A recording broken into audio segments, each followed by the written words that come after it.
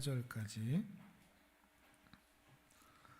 저와 여러분이 한 절씩 번갈아 가면서 읽었으면 좋겠습니다. 제가 먼저 11절을 읽겠습니다. 또 이르시되 어떤 사람에게 두 아들이 있는데 둘째가 아버지에게 말하되 아버지여 재산 중에서 내게 돌아올 분깃을 내게 주소서 하는지라 아버지가 그 살림을 각각 나눠 주었더니 그 후 며칠이 안 되어 둘째 아들이 재물을 다 모아가지고 먼 나라에 가 거기서 허랑방탕하여 그 재산을 낭비하더니 그 나라에 크게 흉년이 들어 그가 비로소 궁핍한지라 가서 그 나라 백성 중 한 사람에게 붙여 사니 그가 그를 들로 보내어 돼지를 치게 하였는데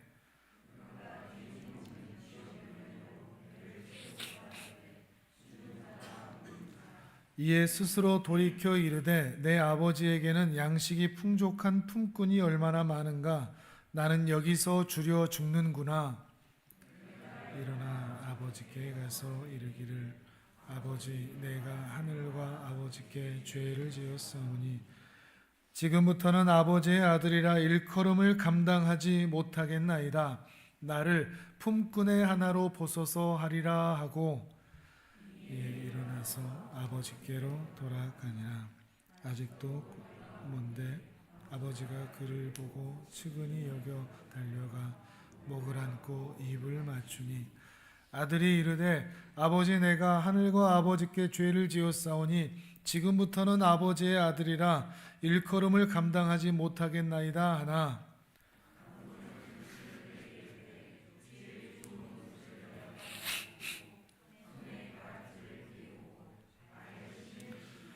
23절 24절 같이 읽겠습니다. 시작. 그리고 살진 송아지를 끌어다가 잡으라. 우리가 먹고 즐기자. 이 내 아들은 죽었다가 다시 살아났으며 내가 잃었다가 다시 얻었노라 하니 그들이 즐거워하더라. 아멘. 오늘 말씀은 우리 하늘 품은 교회의 시작이 되는 말씀이고 또 하늘 창고 사역에 있어서는 모토가 되는 말씀이라고 할 수 있습니다. 왜 우리가 여기에 있는지, 왜 우리가 이 자리로 부르심을 받았는지, 우리는 교회로서 무엇을 해야 하는지 깨닫게 하는 그런 말씀이죠. 1년에 한 번씩 이 말씀은 꼭 하겠다고 했었는데 2년 동안 설교를 하지 또 못했었더라고요. 이미 그 전에 들었던 분들은 다시 한번 새기는 시간이 되셨으면 좋겠고 또 듣지 못했던 분들은 이 말씀을 통해서 마음을 열어 깊이 새길 수 있다면 좋겠습니다. 자, 오늘 우리가 함께 읽은 비유는 별명이 하나 있습니다. 탕자의 비유라는 이름을 갖고 있습니다. 탕자의 비유. 방탕하게 살다가 돌아온 아들의 비유라는 뜻이죠. 자, 이 비유의 주인공이 누구죠? 주인공이 누구일 것 같습니까? 대부분은 아들에게 초점을 맞춘다고 했었죠. 방탕하게 살다가 돌아온 이 아들에게 초점을 맞춥니다. 그래서 마치 우리가 그렇게 세상에서 방탕하게 살다가 돌아온 우리인 것처럼 생각해서 우리가 구원받은 것이 이러하다. 하나님이 나를 이렇게 사랑하신다. 이렇게 생각하기가 쉬운데 그러나 그렇지가 않습니다. 앞서 나온 비유들과 문맥적으로 연결을 해본다고 하면 그 앞에 세 가지 비유가 함께 있는데요. 잃은 양을 찾은 목자의 기쁨을 첫 번째는 다루고 있고 그 다음이 잃어버린 드라크마, 잃어버린 동전을 찾은 여주인의 기쁨을 다루고 있습니다. 그러면 이건 뭘 얘기하고 있을까요? 잃어버렸던 아들을 다시 찾은 아버지의 기쁨, 이것을 말하고 있는 것이죠. 그러니 이 비유의 핵심은 아버지입니다. 예수님께서 이 비유를 말씀하시면서 하나님이 어떤 분인지를 제자들이 또 유대인들이 알기를 바라시는 거죠. 우리가 알듯이 예수님 계시던 그 시절은 그리스 로마 신화가 당연하듯 여겨지는 시절이었습니다. 제우스 신부터 해서 아폴로 신, 수많은 신들, 사람들이 만들어 놓은 그 신들의 특징은 사람들처럼 분노하고 사람들을 부려먹고 사람들을 자기 마음대로 이용하던 그런 신들이었습니다. 그런 문화가 횡행하던 시절에 유대인들마저, 그 당시 수많은 사람들마저 하나님도 그런 분일 것이다, 율법을 지키지 않으면, 십계명을 지키지 않으면 우리를 당장 불구덩이에 집어던져 버리고 죽이고 심판하고 형벌하는 분이실 것이다, 이렇게 무서워하고 두려워하는 그 전반의 분위기 가운데서 예수님은, 하나님은 너무나 자비로운 분이야, 우리를 사랑하시고 우리를 기다리시는 아버지와 같은 분이야 라는 말씀을 던져주고 계시는 내용이 바로 이 비유의 내용이라는 것입니다. 정말 그런지 이 비유를 한번 볼까요? 그런 의미에서 보면 이 비유에 등장하는 아버지는 조금 좀 삐딱하게 보면 좀 이상한 아버지 같습니다. 왜죠? 아들이 유산을 떼어달라고 그러는데 어떻게 합니까? 떼어줍니다.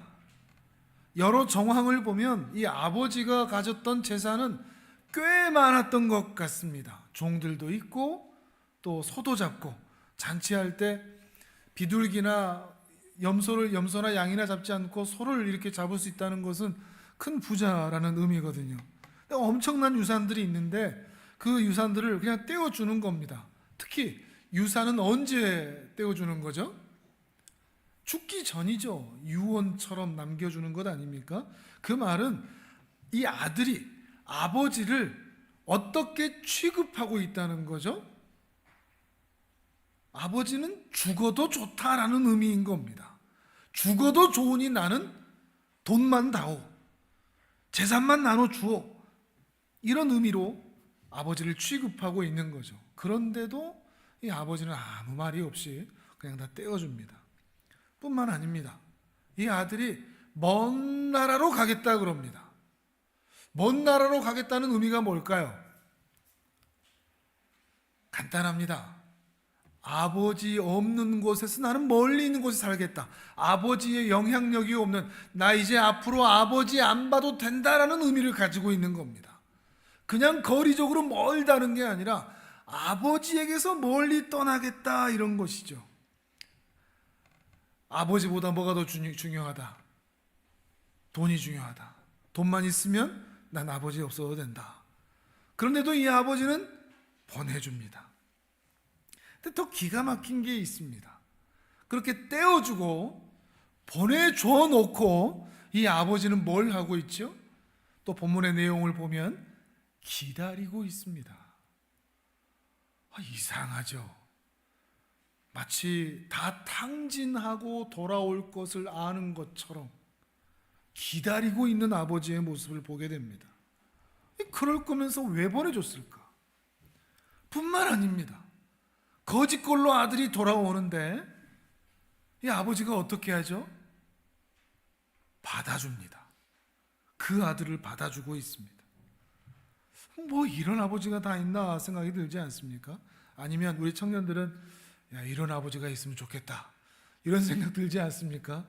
유산 주십시오 그러면 3분의 1, 큰아들이 있으니까 둘째 아들이면 큰아들은 두 몫이니까 3분의 2, 둘째 아들은 3분의 1이거든요.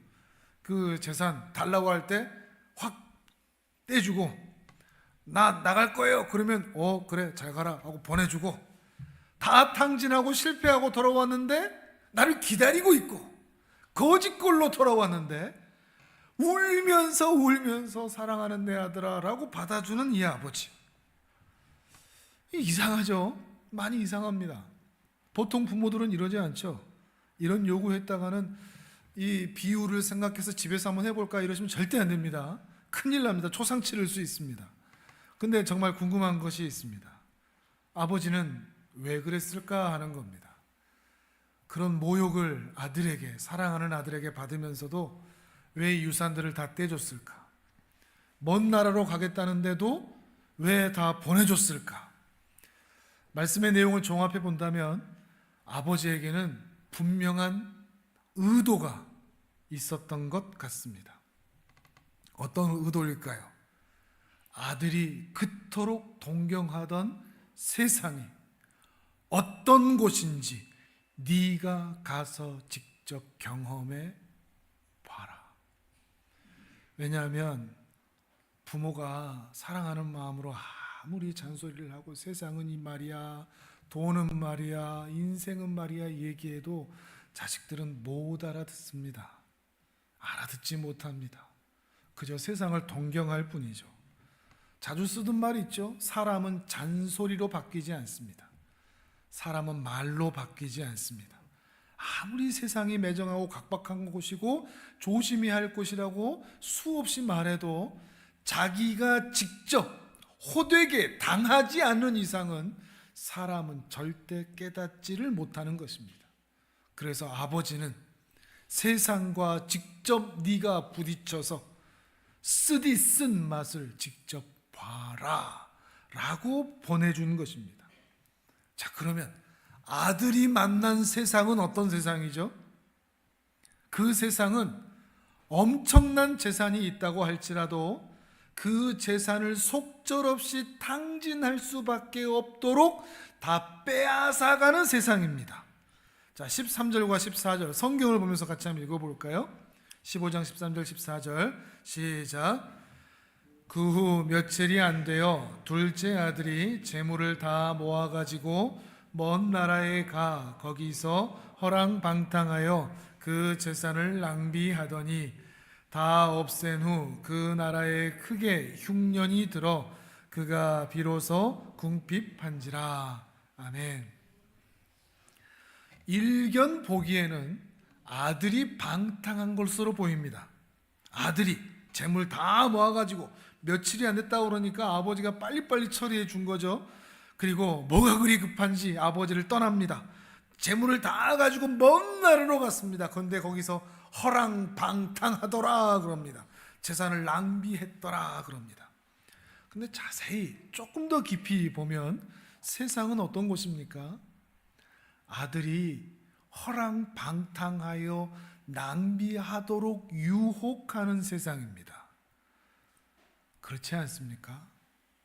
세상은 이런 곳입니다. 세상은 우리의 것을, 우리의 몸도, 우리의 마음도, 우리의 영혼도 다 빼앗아가는 세상입니다. 그래서 왜 사는지 모르겠고 나라는 존재가 아예 남지를 않는, 내가 수고하고 내가 열심을 내고 내가 최선을 다해 살아도 내 손에는 늘 빈 껍데기만 남아있는 것 같은, 알맹이는 없는 것 같은. 제가 이 말씀을 드릴 때 항상 하던 얘기가 있죠. 이걸 우리가 어디서 확인한다고요? 언제 확인할 수 있죠? 월급날 돈 들어오면 그 액수가 며칠을 갑니까? 아니 몇 시간을 갑니까? 1시간, 2시간 있으면 카드 회사 나가고 보험회사 나가고 핸드폰비 나가고 아들놈 그것도 알고 전화 오고 며칠이 가지를 않습니다. 빚 갚을 거 빚 갚고 분명히 한 달 동안 열심히 땀 흘려 살았습니다. 근데 남는 게 없습니다. 뭘 했는지. 분명히 우리는 다들 경제적으로 살고 규모 있게 살려고 최선을 다합니다. 그런데 세상은 우리의 모든 것을 다 빼앗아갑니다. 그래서 우리 입에서 어떤 말이 나오게 만들죠? 돈이 있어야 돼. 이 세상 사람 살려면 말이야 돈이 필요해. 돈 얘기를 하도록 만드는 것입니다. 세상은 끊임없이 우리로 하여금 돈의 노예가 되도록 만들어 간다는 것입니다. 여유를 빼앗아가 버립니다. 마음을 빼앗아가 버립니다. 에너지와 땀을 빼앗아가죠.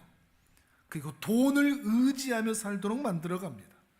그러다 어느 순간 나이가 들면 들수록 돈의 노예가 되어 있는 우리 자신을 보게 됩니다. 설마 나는 돈의 노예가 아니라고요? 아니요. 통장에 잔고가 있으면 기분도 좋고 신앙도 좋고, 근데 통장에 잔고가 없으면 감정도 사그라들고 신앙도 바닥으로 떨어지지 않습니까? 그거 사실 돈의 노예가 되어 있기 때문입니다. 우리 중에 아무도 돈에 자유로운 사람이 없다는 것이죠. 돈이 우리를 지켜주지도 못하고 돈이 항상 우리와 함께 있지도 못합니다. 세상은 항상 우리가 가진 모든 것을 다 빼앗아갑니다. 아들은 이걸 깨달은 거죠. 또 하나 깨달은 게 있습니다. 세상은 정말 매정하구나, 각박하구나, 그래서 외롭구나, 이걸 깨닫습니다. 15절과 16절을 읽어보겠습니다. 같이 읽습니다. 시작.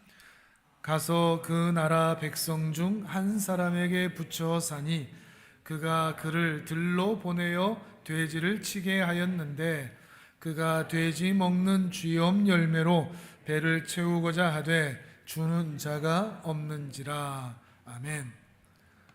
다 날려버리고 종이 되어 살고 있습니다. 그것도 돼지를 치는.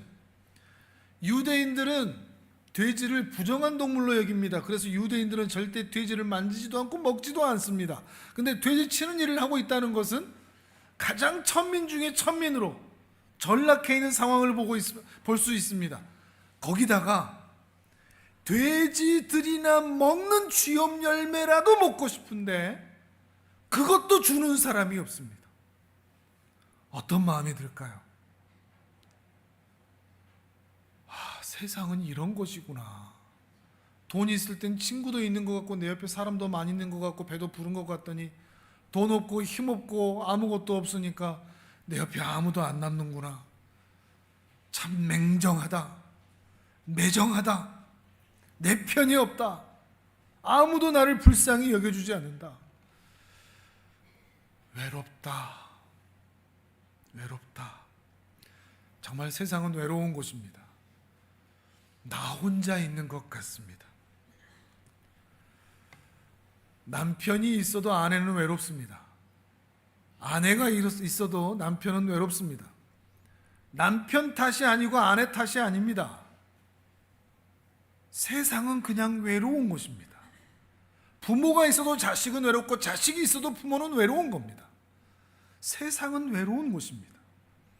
교회가 있어도 성도는 외롭습니다. 설마 교회에서도요?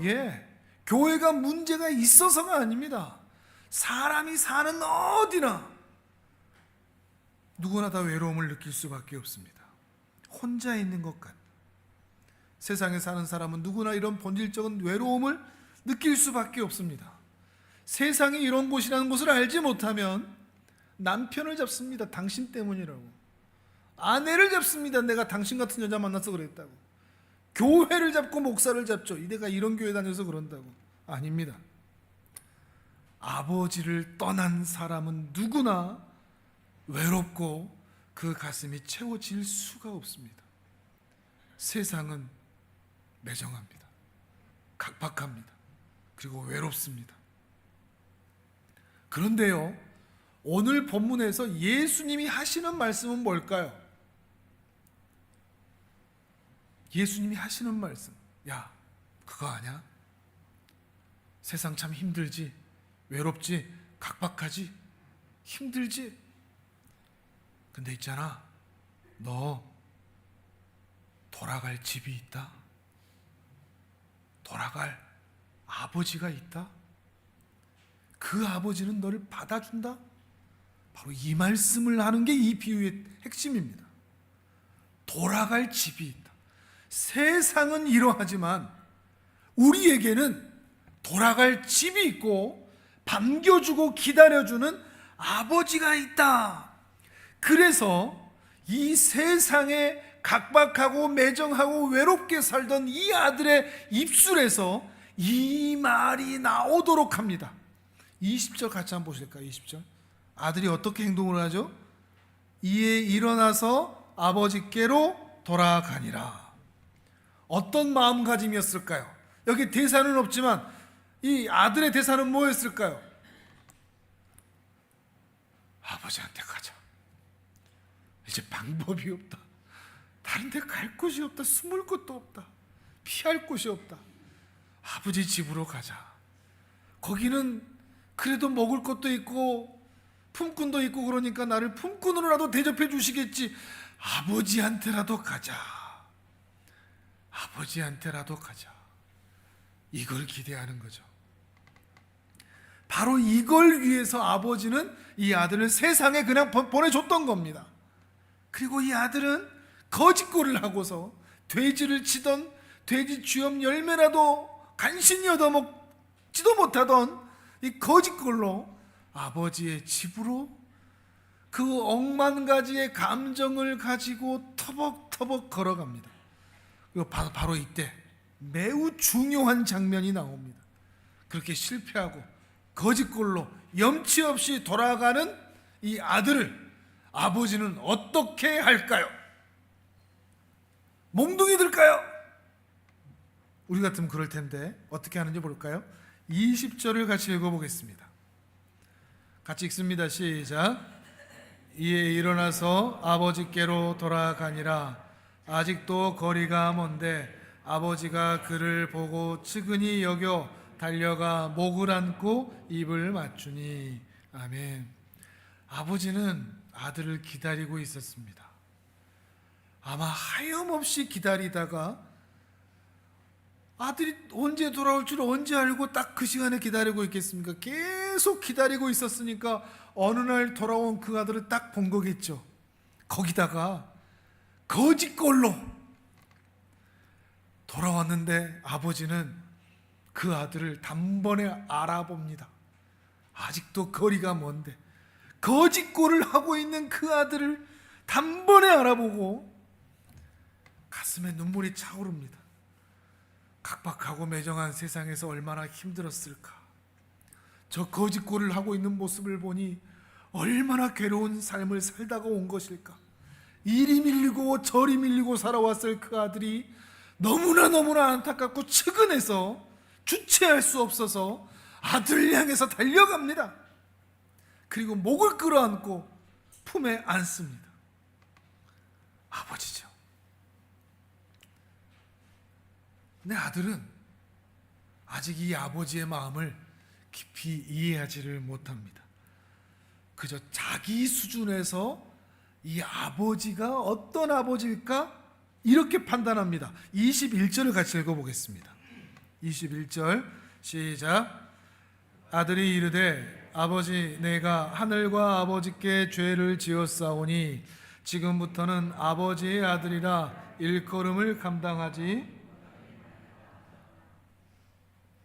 어떻게 보면 회개하고 잘못했다고 말하는 것 같습니다. 근데 지금 이 아들은 아버지를 심각하게 오해하고 있습니다. 어떤 수준으로? 아버지, 저는 아버지 아들 아닙니다. 그 말은 이 아버지는 절대 나를 아들로 생각하지 않을 거다. 내가 이렇게 했는데 어떻게 나를 아들로 생각하겠냐? 나를 품꾼의 하나 정도로만 생각하겠지 나를 절대로 아들로 생각하지 못할 것이다. 않을 것이다. 그럴 수가 없지. 내가 이렇게 잘못했는데 그러니까 나를 품꾼의 하나, 당신이 나를 그렇게 생각하고 있을 품꾼의 하나로, 종으로 나를 여기십시오. 이거 딱 우리 수준 아닙니까? 우리가 하나님을 오해하는 수준 아닙니까? 하나님도 그냥 이 정도밖에 안 되겠지. 내가 이 모양 이 꼴밖에 안 되는데. 그러자 아버지가 아들의 말에 어떻게 반응하는지 한번 볼까요? 아버지는 말을 하지 않고 행동으로 보여줍니다. 22절과 23절입니다. 같이 읽습니다. 시작. 아버지는 종들에게 이르되 제일 좋은 옷을 내어다가 입히고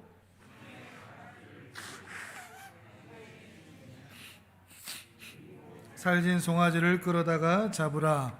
우리가 먹고 즐기자. 아멘. 제일 좋은 옷을 입혀라 그럽니다. 종들이 입는 옷이 아니라는 거죠. 채색 옷입니다. 옛날 그 요셉이 입던. 손에 가락지를 끼우라 그럽니다. 이 시대의 가락지는 인장 반지입니다. 여기에 반지 위에가 가문의 그 표시가 있는 아들 표시죠. 이게 중요하겠죠. 송아지를 잡습니다. 잔치를 열겠다는 겁니다. 송아지를 잡는다는 것은 화목제처럼 마을 사람들 불러서 동네 잔치를 열겠다는 겁니다.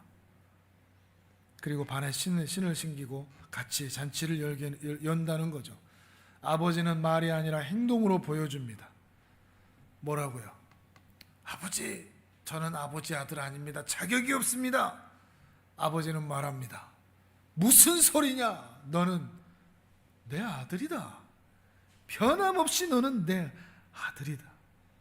네가 어떻게 나를 생각해 왔는지 몰라도 너 거짓골로 돌아왔어도 내 재산의 3분의 1을 다 날려먹었어도 너는 내 아들이다. 아들이 세상에서 실수하고 실패하고 돌아오면서 가장 분명하게 깨달은 것은 바로 이 부분입니다.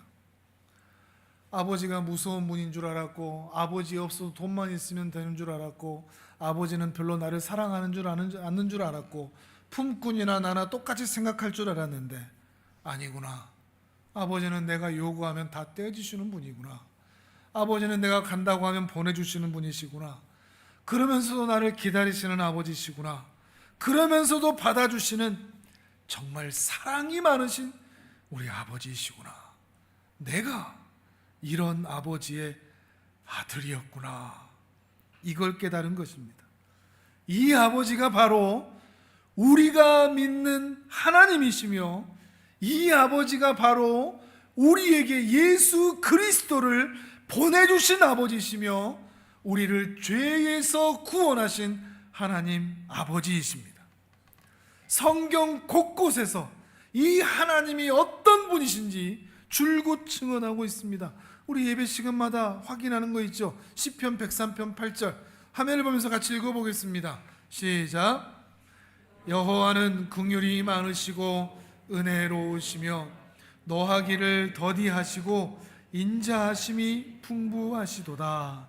아멘. 그러니 이 혼탁하고 헷갈리고 매정한 세상에 그리스도인으로 살면서 반드시 던져야 할 질문이 있습니다. 하나님은 어떤 분인가? 우리가 믿고 있는 하나님은 어떤 분이신가? 하나님을 아버지라고 부른다는 것은 어떤 의미인가? 내가 그 아버지의 자식이 되었다는 것은 어떤 의미인가? 내가 구원받았다? 그건 또 어떤 의미인가 하는 것입니다. 우리가 한국교회 역사에서 가장 많이 들려졌던 말 중에 예수 천당 불신 지옥이 있죠. 예수 믿으면 천당 가요. 예수 안 믿으면 지옥 가요.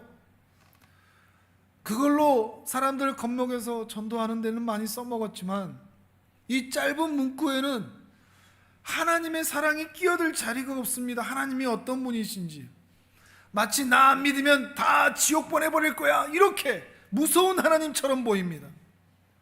지극히 이기적으로 천국 가고 싶어? 그럼 예수 믿어. 지옥 가기 싫어? 그러면 예수 반드시 믿어야 돼. 구원을 오해하게 만들었습니다. 축소시켰습니다.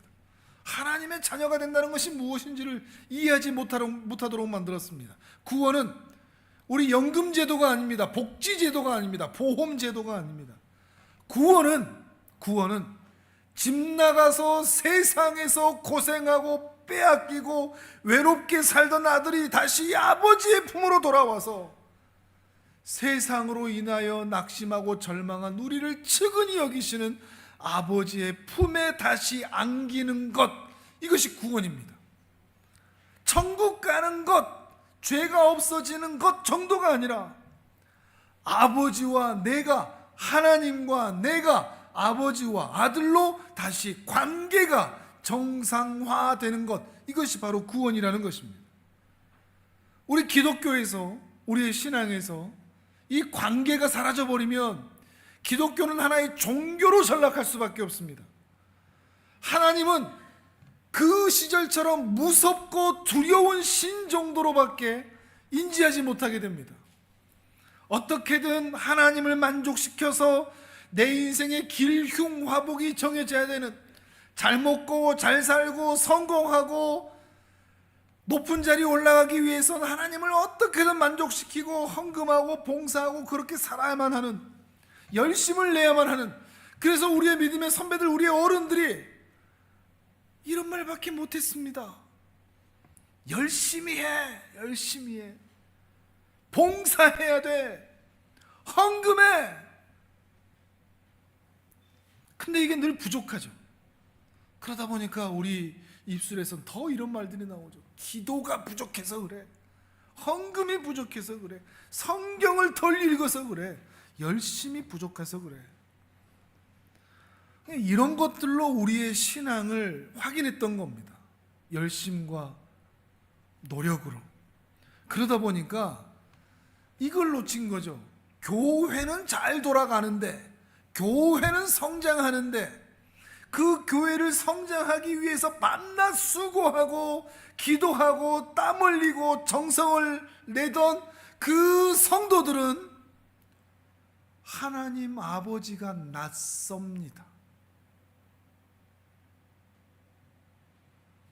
하나님이 누구신지, 내가 그 자녀가 됐다는 게 뭔지, 하나님을 애정한다는 게 뭔지, 다시 오실 주님을 기다리며 그리워하며 산다는 것이 무엇인지, 사랑한다는 것이 무엇인지, 그 감정이 너무 낯설어서 하나님이 너무 멀게만 느껴지는 것입니다. 그러나 하나님은 그저 기독교라는 종교의 신정도가 아닙니다. 하나님은 우리 아버지이십니다. 무한히 용서하시고 무한히 기회를 주시고 선하시고 자비로우시며 노하기를 더디하시는 분이십니다. 하나님은 우리가 이렇게 하나님이 어떤 분인지를 깨달아 하나님과 우리 사이의 관계를 정상화하기 위하여, 하나님과 더 가까워지도록 하기 위하여 우리를 예배당 온실 안에 두지 않고 세상으로 보내십니다. 거기에서 무수한 고난과 고생을 경험하고 그 가운데 무수한 기회를 주셔서 그 무수한 세월 동안 하나님이 어떤 분인지 깨달아 알 수 있도록 하시는 것입니다. 그래서 저 세상에서 하나님이 어떤 분인지를 확인하라고 세상에 보내신 것이죠. 여러분이 세상에서 지금까지 만났던 수많은, 아까 권사님도 말씀하셨지만 시댁을 섬기고 어렸을 때 농사를 짓고 한설이고 암에 걸리고 수술을 하고 끔찍한 사고를 당하고 사랑하는 사람들을 먼저 보내고, 그 모든 것들이 바로 우리가 경험했던 세상이죠. 그리고 거기에서 우리가 확인했지 않습니까? 아버지를 떠나 사는 사람의 아픔이 뭔지, 괴로움이 뭔지, 사람들이 왜 이렇게 매정하고 각박한지, 나는 왜 이렇게 외로운지, 그리고 바로 거기에서 아버지를 향하여 일어나서 돌아와서 이 자리에 있는 것 아닙니까?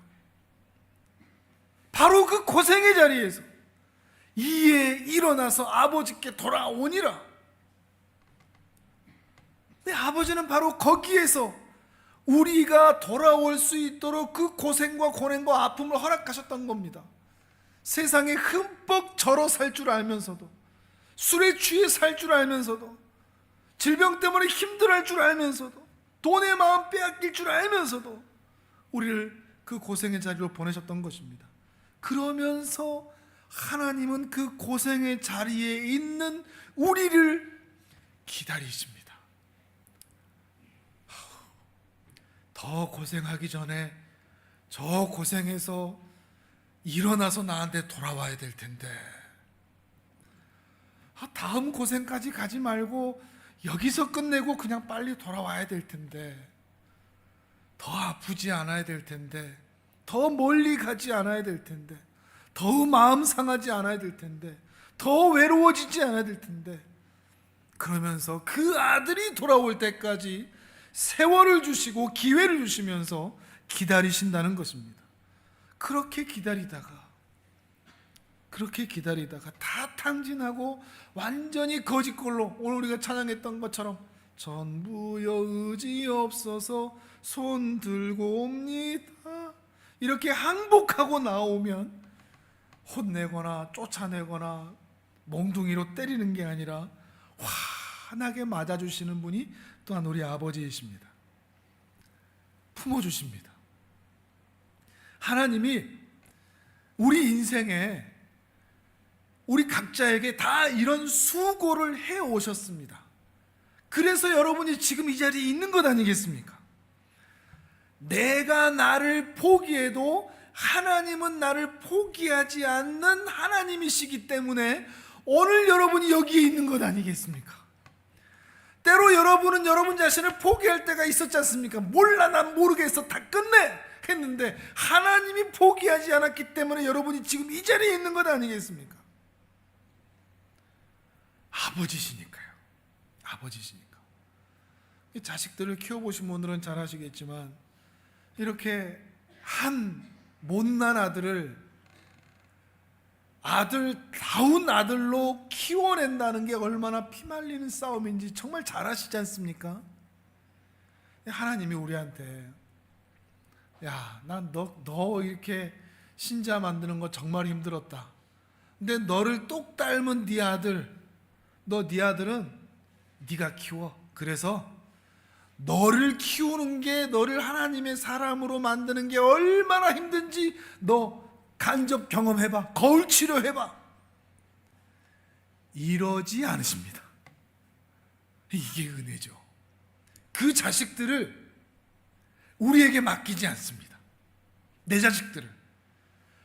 자식들에게 다시 1단계부터 시작하십니다. 우리에게 그러셨듯이 찾아가시고 기회를 주시고 기다려주시고 품어주시면서 그 자녀들을 하나님의 자녀로 반드시 삼으시고야 만다는 것입니다. 그 자녀를 우리에게 안 맡긴다는 것이 얼마나 큰 은혜입니까? 하나님께서 책임지신다는 것이, 이것이 우리의 믿음이 되었으면 좋겠습니다. 여러분의 자녀들, 여러분의 소중한 사람들 하나님께서 반드시 책임지실 겁니다. 이걸 믿는다면 여러분 자녀들 잡을 이유가 없습니다. 혼내고 때리고 소리치고 할 이유가 없습니다. 우리에게 하셨던 것처럼 하나님께서 우리의 자녀들에게 그렇게 하실 것이니까요. 이걸 모르면 자꾸 하나님하고 싸우는 겁니다. 하나님 제가 안다니까요. 이걸 모르면 자꾸 자녀들하고 싸우는 겁니다. 이렇게 하라고. 하나님은 다 계획이 있는데, 하나님께서는 그 놀라운 열심으로 세상 모든 사람들에게 이렇게 하십니다. 첫사람인 아담에게서부터 시작하셔서 마지막 구원 얻기로 작정된 그 마지막 사람에게까지 이렇게 하십니다. 이것이 구원입니다. 이것이 구원을 받았다는 것이며, 이것이 우리 하나님 아버지의 중단하지 않는 열심이시며 우리 아버지의 사랑입니다. 이런 하나님을 아버지라고 부르는 게 우리 성도의 자랑입니다. 왜냐하면 우리는 돌아갈 곳이 있으니까요. 돌아갈 곳이 있으니까요. 실수하고 실패해도 돌아갈 집이 있으니까요. 실패하고 돌아와도, 거짓골로 돌아와도 넉넉하게 받아주시는 아버지가 계시니까요. 이게 우리의 자랑이 되면 좋겠습니다. 하나님은 이런 분이시다. 하나님은 나를 이렇게 받아주신다. 난 이런 사랑을 받았다. 하늘 품은 교회를 시작하면서 이런 하나님의 사랑을, 제가 이미 경험한 이 하나님의 사랑을 저 같은 사람도 포기하지 않고 끝까지 품어주신 이 하나님의 사랑을 알리고 싶었습니다. 근데 말로 소리친다고 뭐 사람들이 알아주나요? 들어주나요? 한국교회는 이미 신망을 잃어버렸는데요. 말로는 안 되더라고요. 보여주어야만 했습니다. 어떻게 하면 이 하나님의 넉넉함을 보여줄 수 있을까? 그래서 시작한 것이 바로 하늘창고 사역입니다. 곳간에서 인심이 난다지만 곳간에 비어 있어도 콩 반쪽이라도 나누면서 하나님의 사랑이 어떤 것인 줄을 보여주자. 그런 의미에서 하늘창고 사역은 절대 불우이웃 돕기가 아닙니다. 우리가 선심 쓰는 것도 아닙니다. 단순한 구제 사역도 아닙니다. 하늘 창고 사역은 우리 하늘 아버지를 잃어버린 그 아들과 딸들을 만나는 시간입니다. 세상에서 이미 많은 것을 빼앗기고 절망과 외로움과 아픔과 희망도 소망도 잃어버린 사람들, 돈도 건강도 즐거움도 다 잃어버린 분들에게 우리 돌아갈 아버지가 있어요. 우리 하나님이 계세요. 포기하지 마세요. 이렇게 복음을 전하는 겁니다. 예수 천당 불신 지옥이 아니라 우리에겐 아버지가 있다고요 라고 말하는 거죠. 하늘 창고 사역을 통해서 우리에겐 아버지가 있다고, 우리는 더 잘나고 더 부자여서가 아니라 당신들보다 조금 더 일찍 왔을 뿐이라고, 조금 더 빨리 돌아왔을 뿐이라고. 그러면서 우리 다 같이 가족이 되자고. 이게 하늘 창고 사역입니다. 실제로 만나보니 진짜 고아들도 있었고 여러 분들도 많이 만났습니다. 또 감정적으로 또 정서적으로 고아처럼 살아가는 분들도 있었고요. 이런 분들에게 우리가 서로 측은히 여기면서, 아버지의 마음으로 측은히 여기면서 서로 가족이 되어준다면 좋겠습니다. 물론 진짜 가족은 될 수 없습니다. 매일 같이 만나서 밥 먹고 부대끼고 할 수는 없더라고요. 그렇게 되고는 싶지만 구호로만 남는 것도 사실입니다. 그런 면에서 염치가 없기도 합니다. 가족이 되자고 말하는 것 자체가. 그러함에도 우리에게 주어진 시간, 우리에게 주어진 환경에서 그 만나는 시간대마다 서로 차별하지 않고 기다려주고 서로 기대는 등이 될 수 있는, 비빌 언덕이 될 수 있는 그런 교회가 된다면 좋겠습니다. 수요기도회 때 봤던 말씀인데요, 마태복음 13장 말씀을 같이 한번 보겠습니다. 화면을 보겠습니다. 같이 읽습니다. 시작. 또 비유를 들어 이르시되 천국은 마치 사람이 자기 밭에 갖다 심은 겨자씨 하나를 같으니 이는 모든 씨보다 작은 것이로되 자란 후에는 풀보다 커서 나무가 되매 공중의 새들이 와서 그 가지에 깃들이느니라. 아멘. 천국은 한 나무입니다. 그 나무에 공중의 새들이 와서 깃들어 모입니다. 큰 새든 작은 새든 잘생긴 새든 못생긴 새든 많이 배웠든 못 배웠든 많이 가졌든 적게 가졌든 상관없이 차별 없이 예수 그리스도라는 그 나무 아래 같이 깃드는 것, 이것이 교회입니다. 술 마셔도 괜찮고 담배 피워도 괜찮고 이전에 어떤 삶을 살아도 괜찮습니다. 다만 그대로 머물러 있어서는 안 되겠죠. 시간이 지날수록, 나이가 지날수록, 또는 직분을 가질수록 더 성장한 모습을 보여줘야죠. 잘하지 못한다는 것은 아쉬움이 매우 큰 겁니다.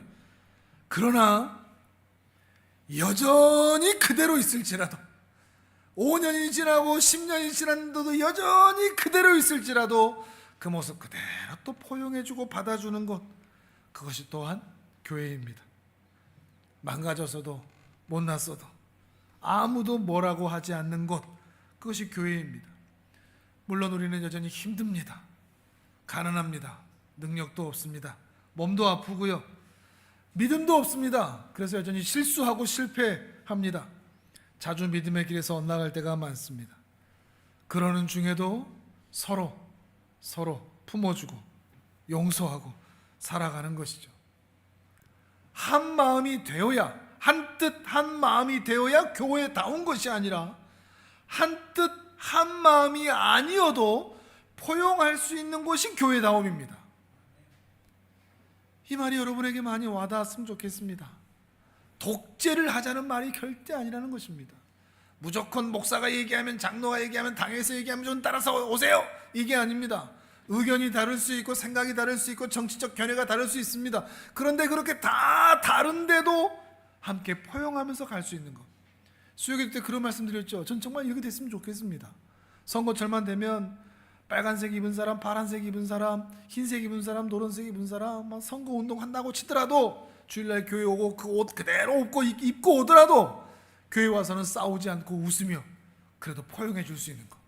나가서는 치열하더라도 다양한 것들이 어우러질 수 있는 직업이며 성격이며 품성이며 성향이며 그 모든 것들이 다 품어질 수 있는 그것이 바로 교회다움이라는 것이죠. 여러분이 나무일 필요는 없습니다. 큰 나무가 되라는 게 아닙니다. 내 밑으로 다 모여 이런 게 아닙니다.